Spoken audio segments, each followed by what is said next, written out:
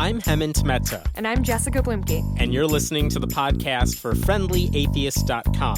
You can now listen to all of our episodes and see show notes at FriendlyAtheistPodcast.com. Barbara Mancini is an ER nurse from Pennsylvania. In 2013, she was arrested and prosecuted on charges of trying to help her terminally ill 93-year-old father take his own life. I'll leave it at that because I'd rather hear her tell a story. Barbara, thank you so much for joining us this evening. Thank you, Jessica. It's an honor to be here. So I guess let's just start off. Can you sort of give us the lowdown on your story? Yeah, it's a pretty horrific story. February 7, 2013, I was doing caregiving for my dying father. He's 93 years old. He was in home hospice care. And he had fallen the day before, had the worst night ever, and was in significant pain. My dad had a vial of morphine to take for pain. It was a 1-ounce vial. And he had been using it on and off throughout the week. And that morning when I was there with him, he asked me to hand him his morphine. This vial had a child-proof cap on it, which my mother could never open. And I could open it, but I had a little difficulty with it. So we always let Dad open the cap, and we'd measure out the dose. And I did the same routine with him that day. But before I could measure out the dose, he took what was left in this vial. Now, there was probably a pretty large dose of morphine in there. I know he was having significant pain. So he took the morphine, and he eventually got drowsy with it. About 2 hours after that happened, a home hospice nurse came by to check on him. And I told her he took the morphine. I didn't think I had anything to hide. At the time she arrived, my dad was drowsy, but he was still able to respond to questions, and he could follow commands, and he was breathing normally. My dad also had advanced directives that clearly stated that he wanted no life-prolonging treatment. I was his legal health care decision maker, his health care proxy. He had a standing do not resuscitate order. The hospice nurse and then her supervisor insisted that my father be taken to the hospital to be treated for an overdose. And I resisted that because my father had made it very clear that he never wanted to go to a hospital. In fact, that was documented in his hospice record. And we got into an argument there in the house, and they ended up calling 911. And the police arrived at the house first, and then paramedics. And the police informed me that I no longer had any say in what happened to my father. And my father was removed from the house and taken to the hospital against his wishes. And while that was going on, the police arrested me then and there in the house, and they charged me with aiding an attempted suicide. In Pennsylvania, this happened in Pennsylvania, and this is a second-degree felony in Pennsylvania, as it is in many other states that have these laws. And a conviction for that kind of charge can get you up to 10 years in prison in this state. And so I was prosecuted, actually, by the state attorney general. The reason it got to the attorney general's office is because the local county prosecutor had been a friend of my younger sister's since high school, and she didn't want anything to do with the case, so she handed it up to the AG's office, and they pursued it aggressively. And my prosecution lasted a full year until a judge dismissed the case. It really threw the case out, said they had no evidence backing up this charge. And the judge who ruled on it was very critical of everybody involved in this, ranging from the hospice and the police and the prosecutor. And just to back up a bit, my father lived for an additional 4 days in the hospital, being subjected to the exact treatments that he was very, very clear that he never wanted to have done to him. So all his careful planning and the conversations we had about his end-of-life wishes were just completely thrown out. And he was subjected to what I would argue is medical torture for 4 days before he ultimately died. So that's my story in a very quick synopsis. Barbara, I'm sorry you had to go through all that. Yeah. I do want to make a couple things really clear, just for my own understanding here. The judge basically said, we're going to throw out this prosecution, these charges against you, because they said you did not help your father try to end his life. Is that correct? Well, the process that occurred was I had a preliminary hearing in front of a district justice in Pennsylvania. They're like the minor court people. And it was bound over for trial. And then I filed a petition for habeas corpus, which is a legal motion to dismiss the charge against me. And that motion hearing was in front of a regular judge. And this regular judge determined that the prosecution never even proved that my father was attempting to end his life. So the actual charge against me was never even really determined to be something that actually happened. Okay.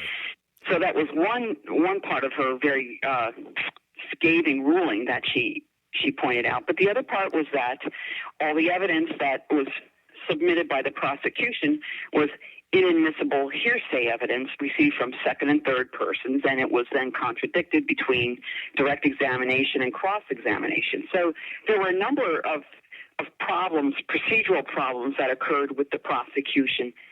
And, it would take a long time to discuss that, but that's basically how that occurred. I want to step away from the actual legality of this, and let me ask you point blank, if your father at the time had asked you to give him like an extra dose of morphine that could have ended his life, what do you think about that option? Because this is something that I think 5 states say with a doctor's help, this is legal. In other states, like the ones you said, you would be prosecuted for it. But, I mean, what do you think in your case you would have done? And what do you think about that option in general? Well, I want to correct something. Yes, please. For a doctor, saying it's legal for a doctor to give someone like that at their request, the states that have medical aid in dying, a person has to go through a very fairly rigorous screening process. So someone can't just ask a physician, give me some extra morphine or whatever, and they can do it in those states and have it be legally covered. That's not how the process works. They have to make verbal requests, written requests. They have to undergo screening to see if they're eligible for it. They have to be terminally ill, I think, too, right? Yeah. So, one of the eligibility criteria is that a person has to be mentally capable of making their own decisions. Mm-hmm. They have to be a legal adult. They have to be terminally ill. And they have to be able to self-administer the medication. So you can't inject someone for this in the states where they have medical aid in dying. They have to be able to swallow it on their own. So if you're asking me if my father had said, give me this so I can die, yeah, I mean, this is a hard question because I don't know what I would do in that position because as much as I don't want my parents to suffer, I don't know what I would do. And you've been in that situation that is unimaginable, and I wonder what your thoughts are about it. Well, he didn't say to me, I want it so I can die. He told me he was in pain. Right. So, be honest with you, I haven't teased out that actual scenario in my mind. That's not what happened that day. Mm-hmm. It would be a very difficult thing to try to contemplate. Mm-hmm. And I can't really say what I would do. But that's not what I did that day. I provided my father with his legally prescribed medicine. Right. He took more than he was supposed to, although when I finally got my father's hospice records and discovery, I found out that he had originally been prescribed a much larger dose of morphine than he ever received. So he was not having adequate pain relief given by this hospice. And as I went through this process, I found out that that's an issue other people have had with hospice care. And I want to make it clear that I absolutely support good quality hospice care. Mm-hmm. But it's not that uncommon for other people to have issues with home, not just home hospice providers, but they've had problems with the quality of hospice care that their loved ones have received. That may have something to do with the fact that 3/4 of all hospice providers now are for-profit companies. It didn't used to be that way. There are some observers who feel that having a for-profit provide that kind of care may decrease the quality of the care. And you will hear hospice professionals say, well, you can't really make a blanket statement that for-profits do a worse job than not-for-profits. It does vary. But you just cannot assume that enrolling in a hospice means that you will automatically get the care you're supposed to get.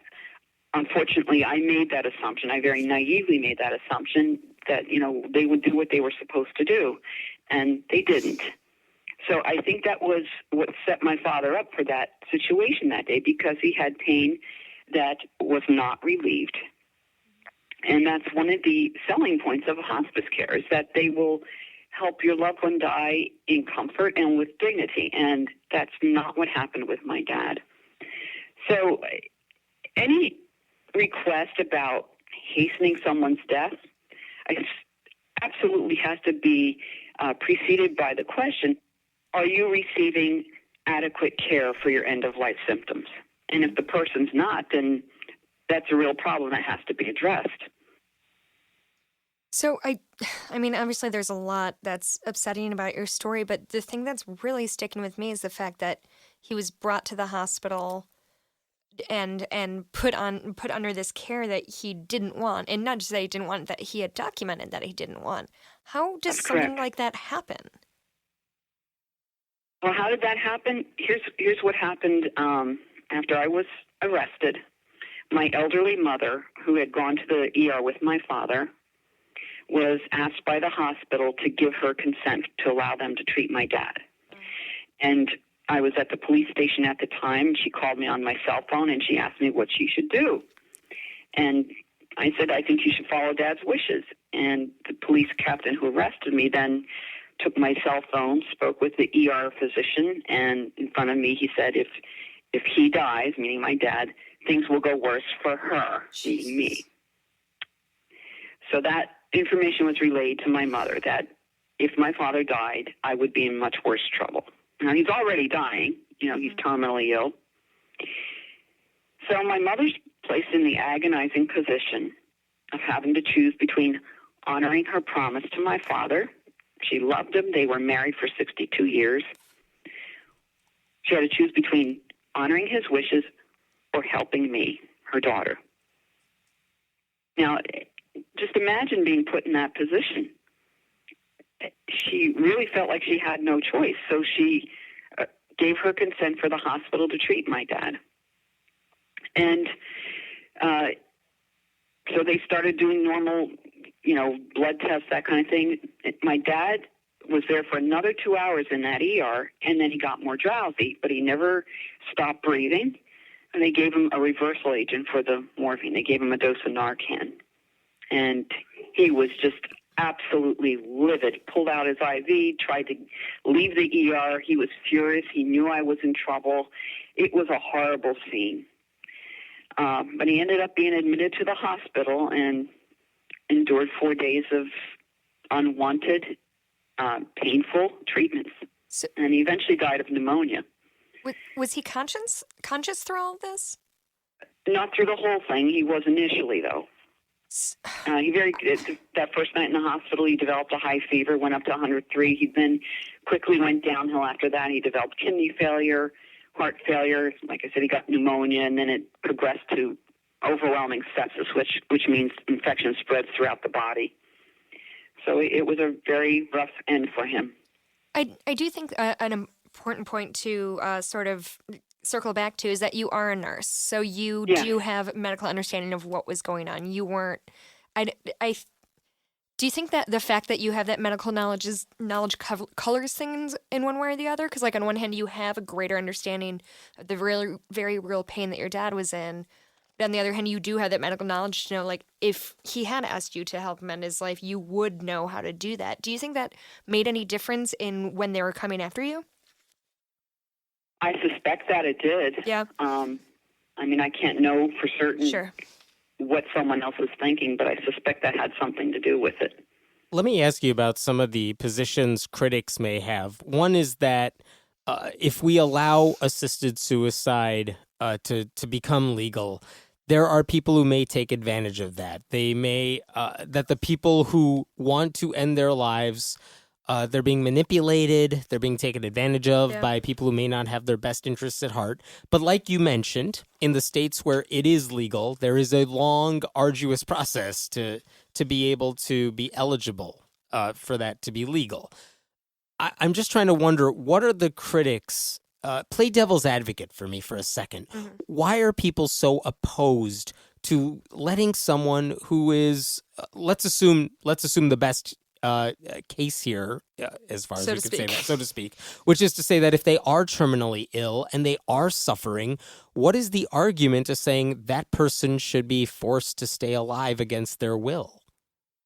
Well, there are a number of opposition arguments, and the one you mentioned, where someone who may not have the dying person's best interest at heart, I mean, those are legitimate concerns. There certainly are people out there who are waiting in the wings to get whatever inheritance or whatever they may have.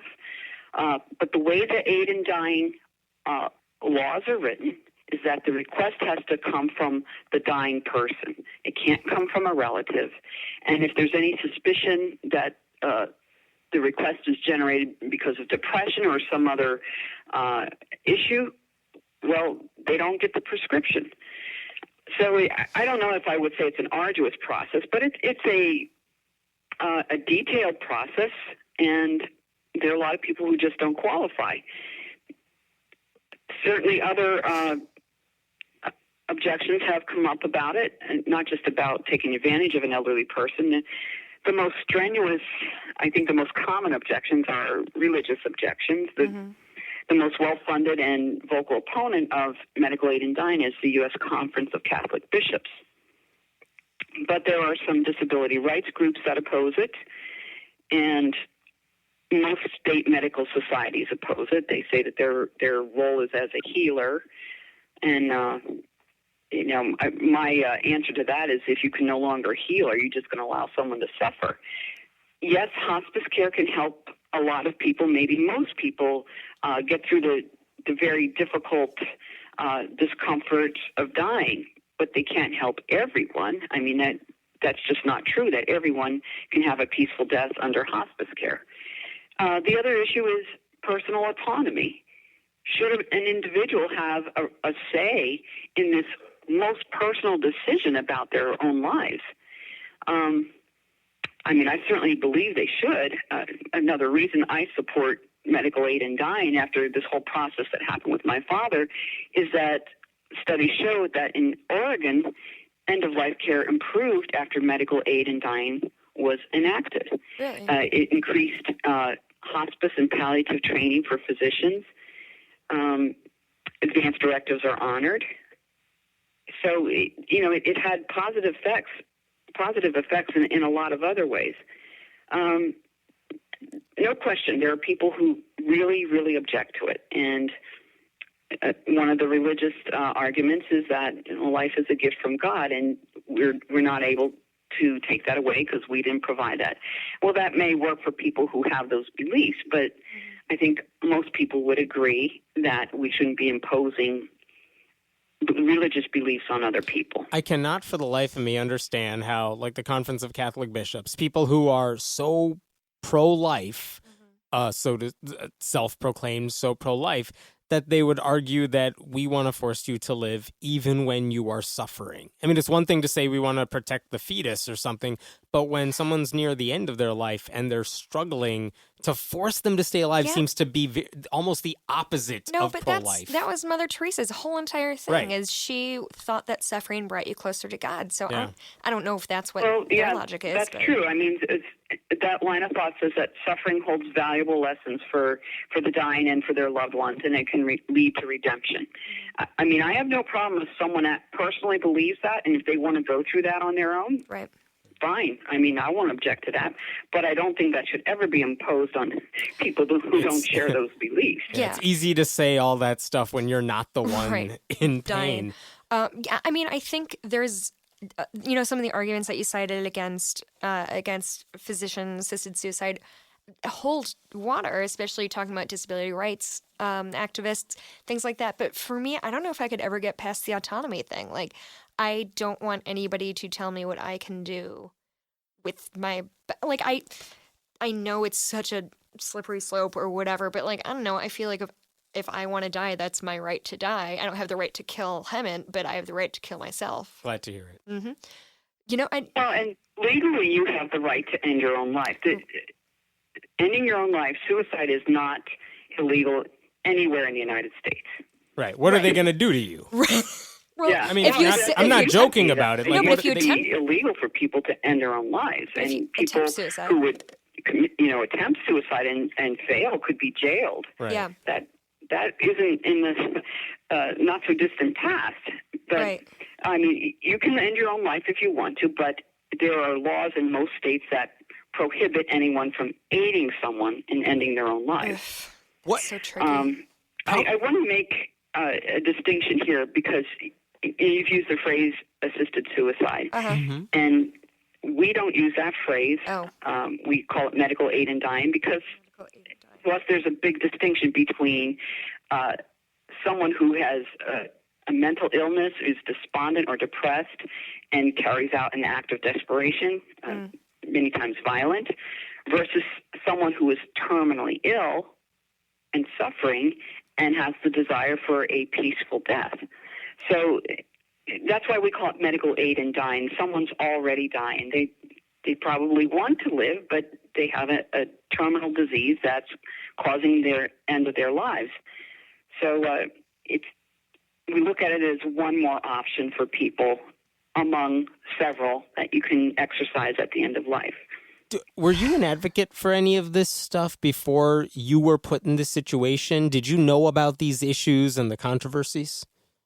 I wasn't an advocate before this happened to me, and this experience was the catalyst for me to get involved in this. Absolutely.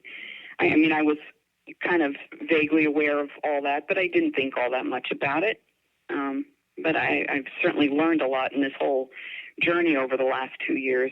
And I want to share some interesting information with you here, too, because we talk about religious opposition to aid in dying, and it's there. But Compassion and Choices, which is an organization I work with, they're an end-of-life advocacy and service organization. They did polling in New York State at the end of 2015 into 2016 regarding medical aid in dying. And among the faith community, and this really surprised me, they found that, and I'm talking about the entire state, not just New York City, they found that 74% of Catholics support aid in dying. 74% of Protestants support aid in dying. 83% of Jews support aid in dying. So faith believers overwhelmingly support aid in dying. The one subset that doesn't were faith believers who attend religious services more than once a week. And that's really a small subset when you think of all the people who identify themselves as faith believers. So it's clear that most faith believers agree that this should be an option at the end of life. That's not true of faith leaders.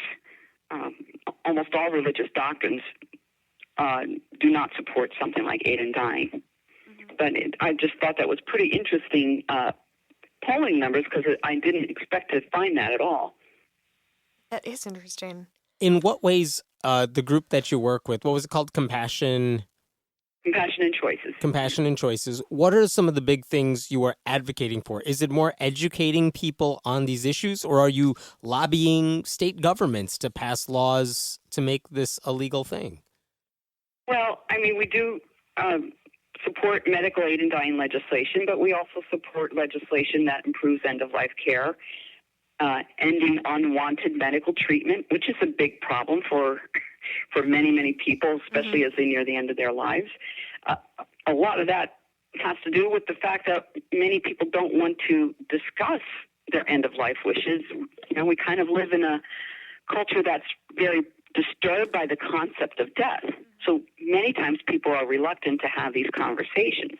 And if you don't have the conversations, you can't possibly be assured that your wishes will be carried out. Right. You have to discuss it. And they should be written down, and that's still even no guarantee that they'll be honored, even if they're written down in legal documents. So, I mean, that's one of the things that we advocate for. Compassionate Choices is also a service organization. So they have an end-of-life consultation service, and they have areas on their website where you can download advanced directives or toolkits to help you start having these conversations. So they do a number of things, definitely lobbying, legislative advocacy, and all of it is to basically improve end-of-life care and expand options at the end of life. And, I mean, I don't know anyone who can argue with that. We all need to have better end-of-life care. It's funny you say that. I recently listened to an episode of Planet Money, the NPR podcast. There's an episode called The Town That Loves Death. And it's some town, I want to say it's in Wisconsin, that somehow, I don't know what exactly happened, but this subject of talking about your own death and your own wishes for what happens when and after you die is just something that everybody discusses. It's all on the table. It's not unusual to talk about. And it's an economics podcast. So they talk about the economic implications of that, and like everybody's always getting what they want, and healthcare costs went down because it turns out a lot of people, when given the option, they would rather not go through all this medical care if they have a say in it. Anyway, it's episode 521 of Planet Money. It's really good. Anyway, go on with your lives. If people are asked what's most important to them, it certainly changes as you go throughout life. I mean, if you ask a 20-year-old, they probably want to live a pretty long life. Mm-hmm. But once you're 80 years old, it may be more important to you to stay at home.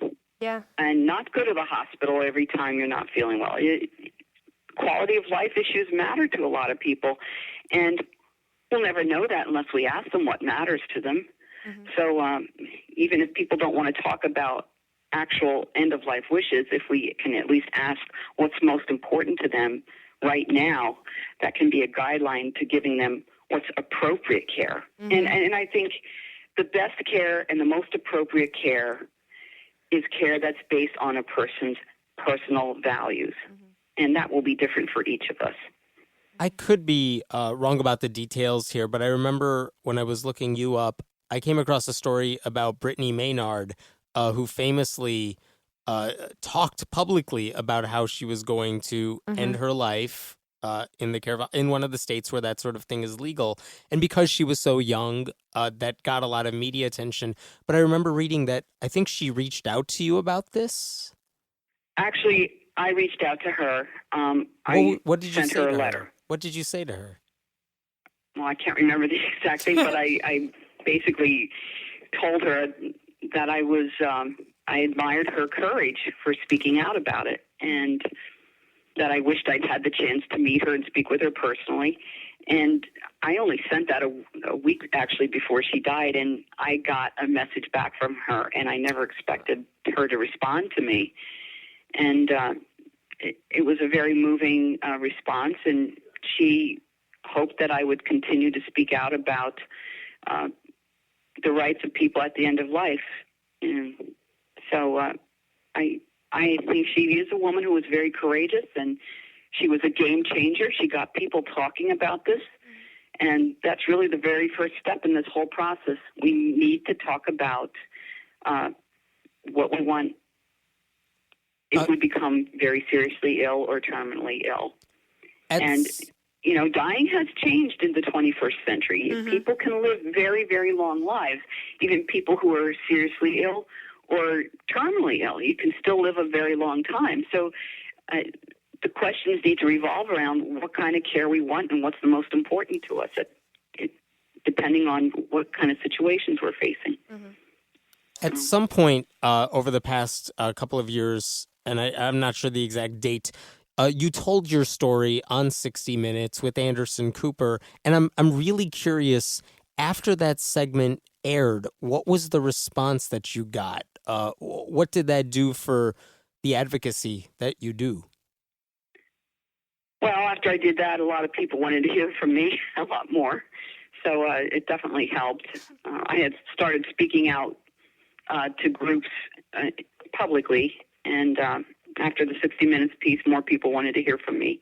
So I do public speaking. I've been to 20 different states, and I speak to all kinds of groups, community groups, senior groups, faith-based groups, secular groups, students, faculty, and people are interested in hearing my story, and I explain why I become an advocate for medical aid in dying. And, my most important goal in this is not medical aid in dying. My most important goal is advocating for improved end-of-life care that is based on people's values. If their values include something like medical aid in dying, I think they should have that option available with the safeguards that are written into the law. And it's done well in Oregon over the past 20 years. There has not been any case of abuse, misuse, or coercion in the carrying out of the law. So I think it's worked well, and I think it should be expanded to other states so people can utilize it if they want to. Do you know if it is being... it's a choice. It's not a directive. It's not to be forced on anybody. It should be an option for those who qualify. Right. Do you know if it is being expanded to other states, or if we're close to seeing it in more than just, 5 states? Oh, yeah. I mean, last year, there were 25 states plus the District of Columbia had introduced aid in dying legislation. Now, just introducing it doesn't mean it's going to happen. Right. Getting any law like this passed is a rather arduous process. But Colorado is very close. They tried to pass it through their legislative process in Colorado. Didn't work. So now they have direct democracy in Colorado through ballot initiatives. Mm-hmm. So it is on their November 8th ballot, an aid in dying bill. And hopefully it'll pass. I think it may be close, but there's a good chance it may become law in Colorado very soon. District of Columbia just passed an aid in dying bill out of their city council committee, and it will go for a full council vote, I believe, in 2 months. So other states are moving slowly towards enacting their own aid in dying legislation. A lot of them are in this eastern part of the country. So Maryland, New Jersey, New York State, they're moving closer. Massachusetts is. So it definitely has. What happened with Brittany Maynard in California, I think, has inspired others to push more for it too. Well, thank you so much for sharing your story, educating us on this issue. We'll have links to your story and Compassion and Choices in the show notes for this episode. Thank you again. Thank you, Hammett, and thank you, Jessica. Thank you. Thanks for listening to the podcast for FriendlyAtheist.com. This episode was taped at Cinnamon Sound Studios in Aurora, Illinois, and the music was written and performed by Brad Chagdis. If you like what you're hearing, please consider making a contribution at patreon.com/Hemant, that's He-Man T. We appreciate your support. I'm Hemant Mehta. And I'm Jessica Blumke. We hope you'll join us next time.